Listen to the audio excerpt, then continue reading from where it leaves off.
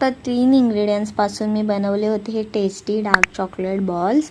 हे डार्क चॉकलेटचे आहेत. तुम्हाला जर डेअरी मिल्क चॉकलेटचे बनवायचे असतात तर तुम्ही ते पण बनवू शकतात.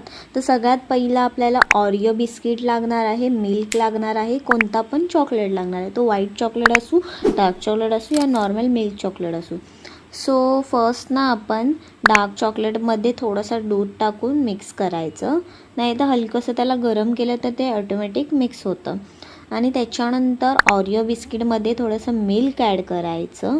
कोणता पण तुम्ही मिल्क ॲड करू शकता, बट ते थोडंसं गरम करून ॲड करा, तर हे असं मेल्ट होणार. नाही तर तुम्हाला मिक्सरमध्ये मिक्स करावं लागणार. त्याच्यानंतर त्याच्यामध्ये थोडासा बेकिंग सोडा किंवा बेकिंग पावडर ॲड करा. थोडासाच टाका, नाहीतर ते खूप बेकार होईल. थोडासा मी बेकिंग पावडर टाकलेली आहे इकडे आणि ते बेक करा. तुम्ही कुकरमध्ये ठेवून पण बेक करू शकता किंवा ओव्हनमध्ये पण बेक करू शकता, पण एवढं बेटर असं घट्ट झालं पाहिजे केकसारखं. त्याच्यानंतर त्याचे छोटे छोटे बॉल्स बनवा आणि ते चॉकलेटमध्ये डीप करा.